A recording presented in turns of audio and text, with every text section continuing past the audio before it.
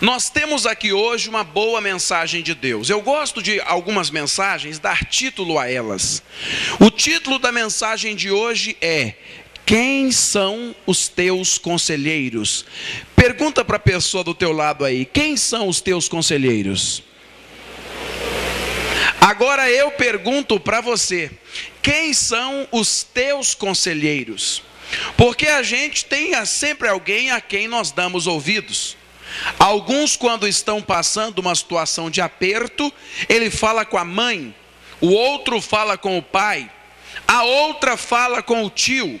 E cada pessoa tem alguém em quem confia, correto? Sim ou não? E essa pessoa às vezes te dá um conselho e você acaba seguindo o conselho desta pessoa. Mas dependendo de quem for o teu conselheiro, e dependendo da área a qual você está precisando de um conselho, a pessoa pode acabar lhe prejudicando ao invés de ajudar. Quantas pessoas, por ouvirem um conselho mau de alguém que eles acreditavam estar fazendo bem, acabaram fazendo coisas erradas.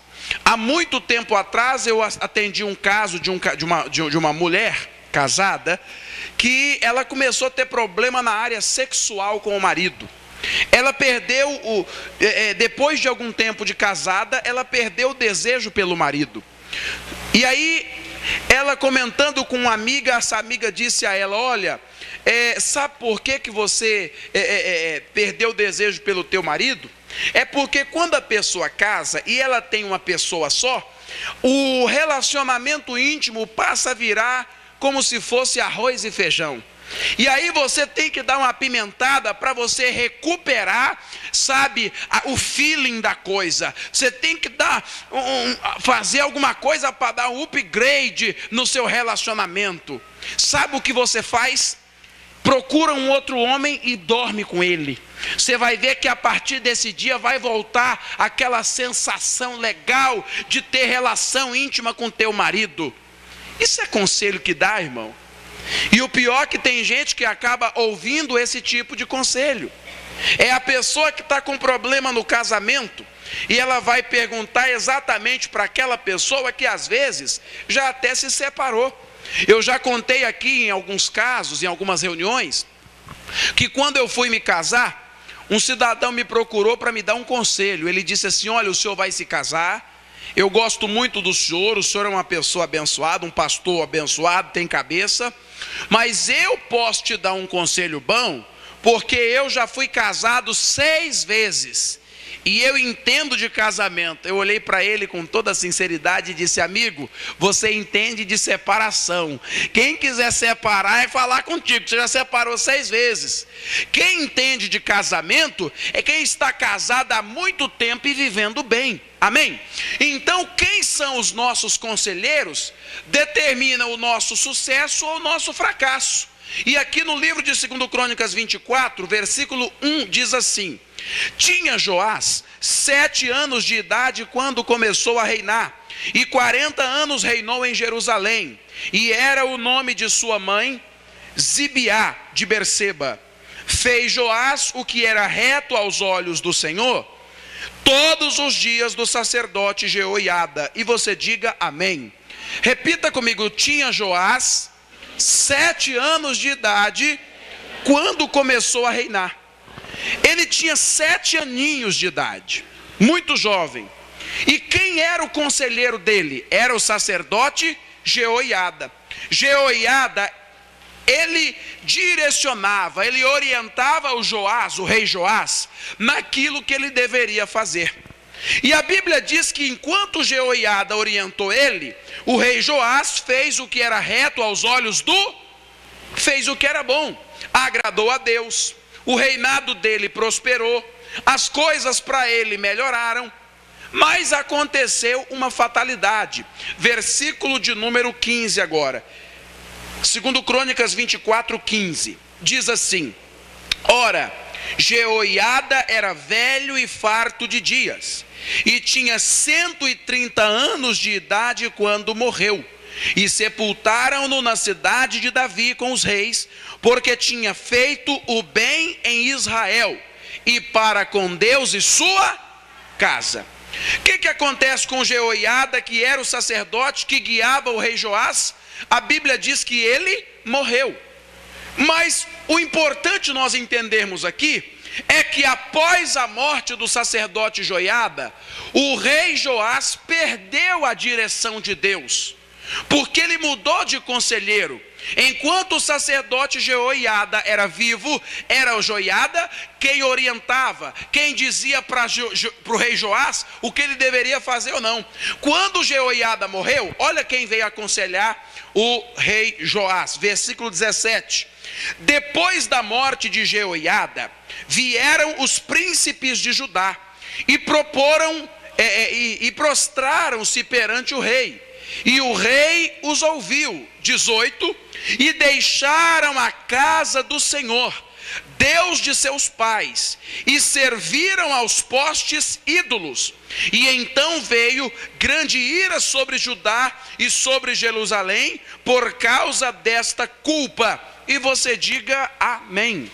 O que aconteceu quando morreu o sacerdote Jeoiada? A Bíblia diz que vieram ao rei Joás os príncipes do povo. E esses príncipes, com os conselhos deles, com as orientações deles, fizeram com que o rei Joás se desviasse, deixasse o caminho de Deus. Às vezes esse tipo de coisa acontece com a gente. Nós temos que tomar cuidado com os príncipes que se levantam para aconselhar a gente, porque esse príncipe pode ser enviado para fazer você deixar o Senhor. O missionário R.R. Soares conta um caso, quando ele começou o ministério da Igreja da Graça, no Rio de Janeiro. Uma moça, vamos chamá-la de Maria, trabalhava vários anos, eu não lembro bem exatos, mas vamos supor que era 10 anos. Durante 10 anos ela trabalhou numa empresa, e quando foi um dia, ela foi na reunião do missionário R.R. Soares. Ela ali ouviu a palavra, ela se encontrou com Jesus, ela aceitou Jesus. E o que aconteceu? Passado um tempo, quando ela chegou no trabalho dela, um colega de trabalho já veio cumprimentar ela com a paz do Senhor. A paz do Senhor, irmã Maria, vamos chamá-lo de Joaquim. Aí ela olhou e falou: paz do Senhor, Joaquim. O Joaquim olhou para ela e disse assim, os nomes são fictícios, não são esses os nomes. Irmã, olha, eu fiquei sabendo agora que você está indo nas reuniões do irmão Soares, e é até um trabalho bom que ele faz. Só que o trabalho dele é para quem está começando assim, não é um trabalho legal não. Você tem que vir para a nossa igreja.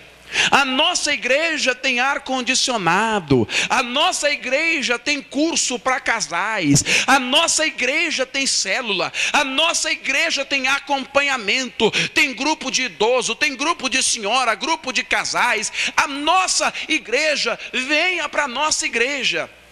Essa Maria, vamos chamá-la de Maria, né? Mudar de novo o nome. Ela olhou para ele e disse assim: ô Joaquim, você é muito sem vergonha.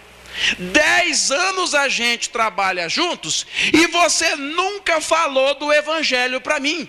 Agora que eu estou indo nas reuniões do missionário Soares, você vem me convidar para ir para a sua igreja? Você tem que tomar vergonha na cara, Joaquim. E ela fez a melhor coisa que uma pessoa pode fazer, porque esse era um príncipe enviado pelo diabo para fazê-la, quem sabe, deixar o Senhor. Às vezes aconteceu isso com você. Você começou a vir à igreja, de repente apareceu alguém com a pastinha preta querendo fazer com você estudo bíblico. Manda fazer estudo bíblico com o pé inchado. Por que eles não vão fazer estudo bíblico nas favelas, nos bairros carentes? Sim ou não? Eles querem fazer estudo bíblico com quem já está na fé, com quem já é de Cristo. E aqui, meu irmão, você pode ter certeza, por Deus que está no céu, não tem uma pessoa na nossa igreja aqui hoje, que era membro de uma outra igreja, que eu fui lá chamar, falar: vem para cá que aqui é melhor. Quem veio, veio tocado por Deus. Porque eu não quero ser um príncipe para levar você para longe do caminho de Deus. Os príncipes vieram para aconselhar ele, e os conselhos desses príncipes fizeram o rei Jeoás se desviar de Deus. Às vezes o príncipe que está entrando na sua vida é aquele colega da faculdade que começou a falar coisas na sua cabeça, é aquele colega do trabalho, é o vizinho. Às vezes o príncipe usado para desviar você do caminho é até aquela pessoa da família. Eu atendi um caso de uma jovem senhora há um tempo atrás, e ela chorando porque estava com problema no casamento. Ela pega o telefone e liga para a mãe: mãe, eu tive uma discussão com ele, eu não sei o que está acontecendo, eu não sei o que fazer, mãe, eu estou ligando para a senhora. E a mãe, movida pelo amor, e nessas horas às vezes as pessoas agem pelo coração e não com a razão, a mãe virou e falou: ô minha filha, junta suas coisas, junta suas malas e vem para a casa de mamãe, porque aqui sempre vai ter lugar para você, minha filha. Nessa hora ela veio à igreja me procurar, orei por ela e disse: senhora, não faz isso não, a senhora vai acabar com o teu casamento. Moral da história, está ela e o marido aqui na igreja hoje servindo a Deus, se ela ouve o conselho da mãe. Quem que eu tenho que ouvir então? O sacerdote Joiada era homem de Deus. Ele orientava Joás não pelo seu próprio entendimento, não por aquilo que ele achava que era certo, mas orientava Joás pela palavra. Quem está entendendo, diga amém. Quem são os teus conselheiros? Quem são as pessoas que você dá ouvidos? Elas podem até te querer bem, mas você deve tomar cuidado. Há casos de pessoas que não tem ninguém para se aconselhar, o conselheiro dela é ela mesma. Não tem o monólogo, que é aquela conversa que a gente tem aquela conversa que você tem consigo mesmo. Às vezes você está passando uma dificuldade e você olha e fala assim: eu largo ou não largo?